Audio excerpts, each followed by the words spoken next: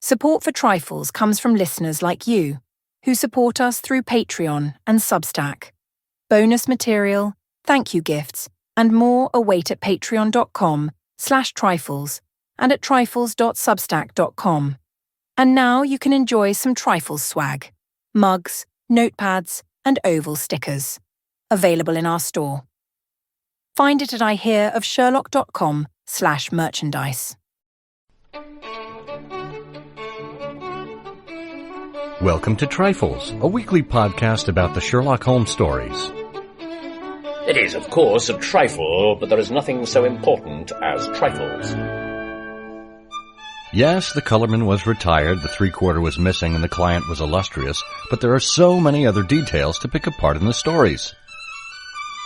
Pray, be precise as to details. You know the plots, but what about the minutiae? Have you ever wondered why Sherlock Holmes had 3 different colored dressing gowns? Or what a Crockford is? You are very inquisitive, Mr. Holmes. It is my business to know what other people don't know. Scott Monty and Burt Wolder will have the answers to these questions and more in Trifles. The game's afoot.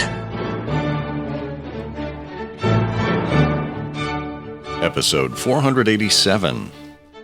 The Dating of the 5 Orange Pips. Hello there, and welcome to Trifles, the podcast where we look into the minutiae in the Sherlock Holmes stories. I'm Scott Monty. I'm Burt Wolder. And Burt, are you ready to go on a date? I'm ready to go on a date. I've got my, I've combed my hair. I've put on a fresh necktie. What time are you picking me up?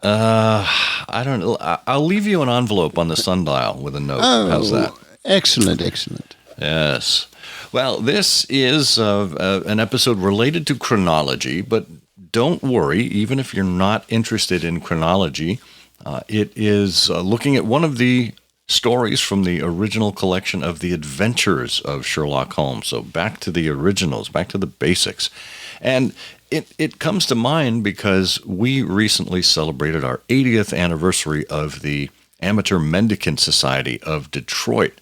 And of course, that group took its name from one of the unpublished cases mentioned in the 5 Orange Pips.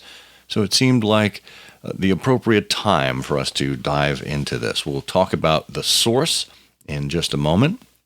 But in the meantime, we would ask that if you have it in your power to support the show, and you can do that in a number of ways. You can do it by suggesting topics to us that we might cover over time.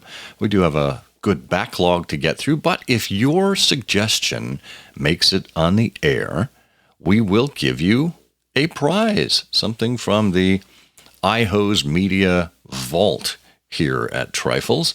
We'll make it worth your while. Maybe it's a mug. We do have mugs for sale. If you don't want to take your chance on suggesting a topic, you can actually go out and buy a Trifles mug. It's available at ihearofsherlock.com/merchandise. I'll have a link to that in the show notes. And of course, you can always support us on PayPal or, on Patreon or Substack. We do welcome your subscriptions there. And we have thank you gifts for our Patreon supporters at certain levels. So check it out. Whatever works for you. We do appreciate your involvement in our community. And we love doing these shows. So thanks for being part of it.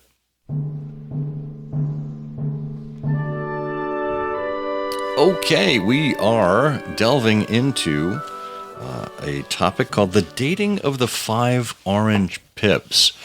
Where did we get inspired to do this, Burt? Well, now there's a question. I think we were inspired to do this because this week we've just been thinking about and talking about the 75th anniversary of the Sherlock Holmes Society of London. And if you wish to go over to one of our iHose episodes, you'll be able to find out much more about that. But this calls to mind the Franco-Midland Hardware Company, which was a magnificent and interesting Sherlockian Science Society in England that flourished for many years back in the 1990s, led by Philip Weller. And the idea here that Weller had was a completely correspondence-organized program of participation, all of which was pointed towards regular publication. And our friend Les Klinger, who's written an enormous amount of magnificent scholarship, including annotating the reference library of Sherlock Holmes and the cases of Sherlock Holmes in multiple editions, has published an essay about this particular chronological aspect in a book, a collection of his essays by Gassigine Press called Baker Street Rambles. But in there, Les begins by pointing back to Weller's Franco-Midland Hardware Company. And he says, in 1995, I decided to undertake the degree program offered by the Franco-Midland Hardware Company, an international Sherlock Holmes study group. And part of the program was the preparation of 5 essays. And these essays, Les says, were among the first commissioned works I ever wrote about Sherlock Holmes. The topics were assigned. And so Les's topic here is the dating of the 5 orange pips. So now we're in 1995, and Les has taken this on, and it's an early example of his first attempt at chronology. And it was subsequently published in the Baker Street Journal, volume 45, number 2, in June of 1995. So this takes us to Les Klinger, an icon of Sherlockian scholarship, also with this very interesting connection to England and an early example of Les's engagement in chronology. And the 5 orange pips actually opens with the mention of a year. So for anyone, whether you're interested in chronology or not, it's helpful to know kind of where in Sherlock Holmes's career this story finds us.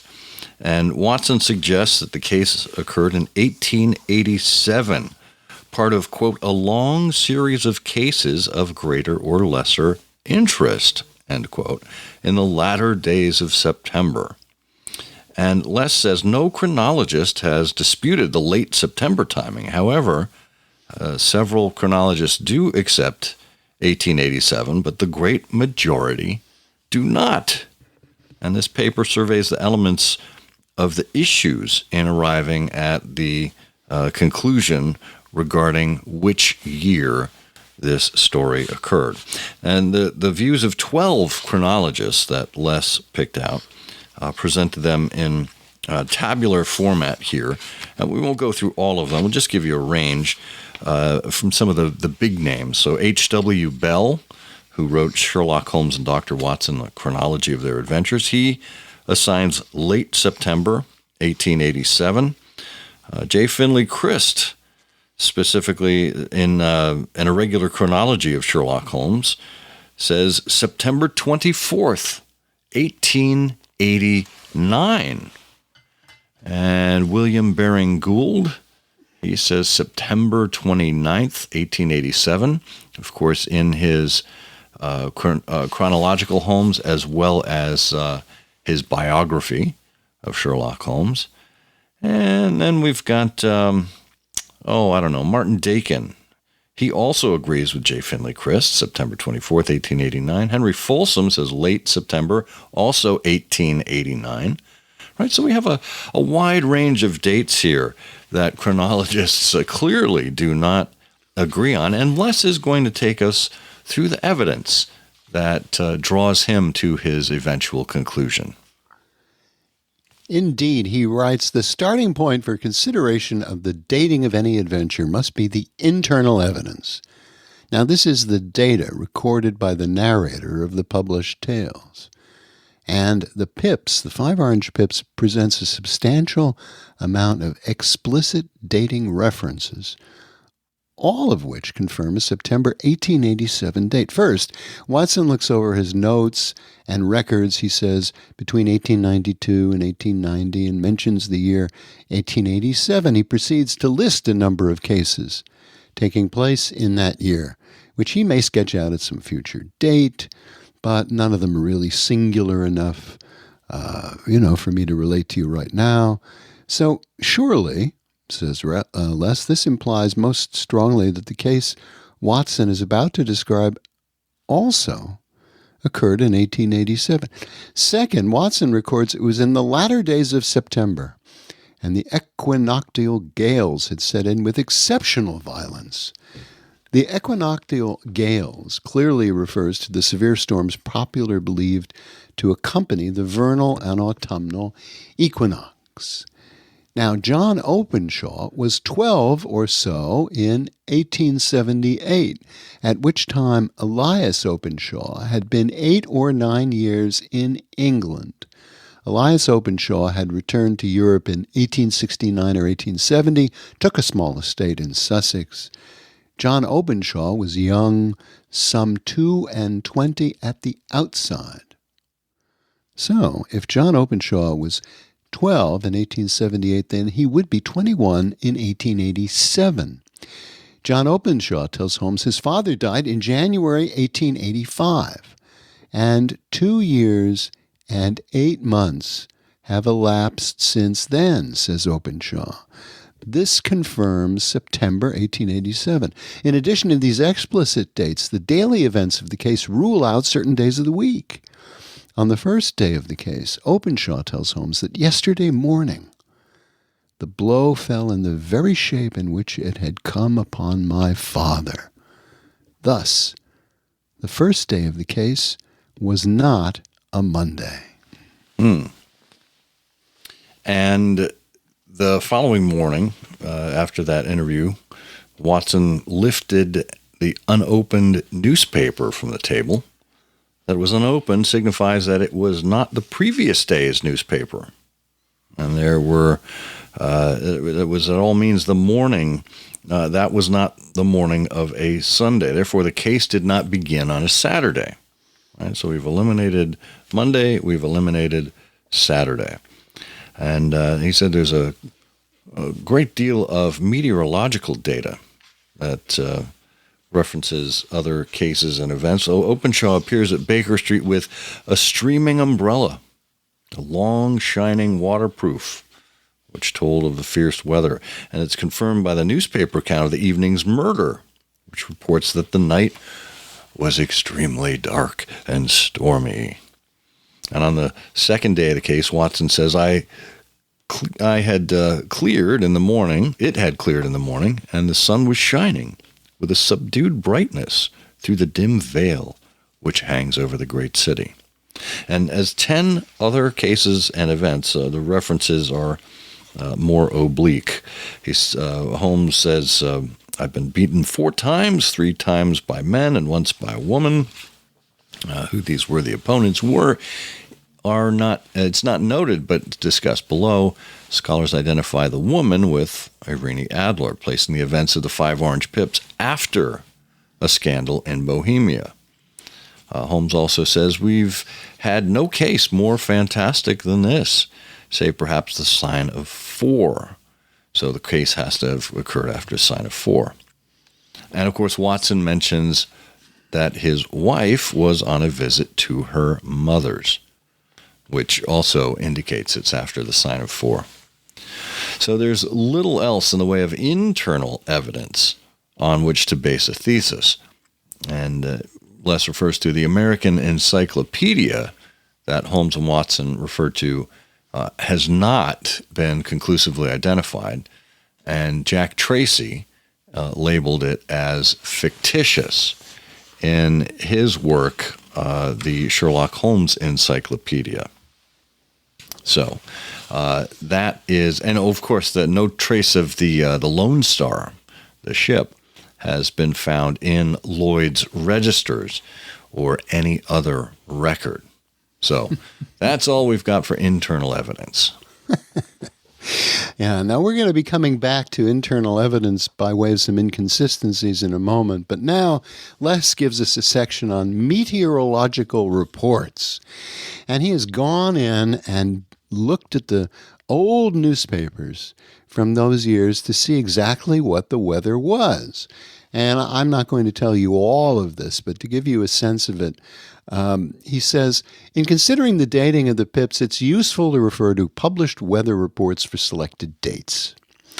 Now, the London Times noted in its report for Thursday morning, September 29, 1887, rain falling, quote, over the greater part of the British Islands, and the fall continues in many places. Thunderstorms have been prevalent. And Les then goes through the Thursday evening report and the report for Friday morning. And the conclusion, that he draws about all this, which he gives you in lovely detail, is certainly the meteorological evidence is consistent with, if not necessarily supportive of, Watson's explicit dating. Now, unfortunately, there is equally consistent data for at least one other year. So if you look at a day in September 1889, which fits Watson's description, yes, there is one. Turns out September 24, 1889, the Times did report there was heavy rain that morning and strong wind. So, and in fact, the Times reported there was lightning in London. So, okay, so the weather seems to support 1887, but it also could support 1889. Well, now then, Les takes us back to the internal evidence, and he says, in considering the dating of the case afresh, the issue becomes one of the limits of the fundamentalism of the reader. Everything that Watson apparently recorded cannot be literally correct. See, that's a sort of a fundamental point here. The principal stumbling block is the reference to the Sholtos and the sign of 4. For the sign of 4 seems unalterably to have occurred in 1888. While some disagree, J. Finley Chris notes that there are over 100 time clues presented and 11 which indicate the year 1888. Now, of course, we've had the reference. You see, Les has picked up on the fact that we've had the reference in this case, in the 5 orange pips, to the Sholtos and the sign of 4. How, then, can we reconcile these dates? William Baring Gould offers the ingenious theory of an earlier wife, whom Watson seeks to conceal by a deliberate misdating of the 5 orange pips. There is a simpler explanation at hand, however. Watson did not write the reference to sign of 4.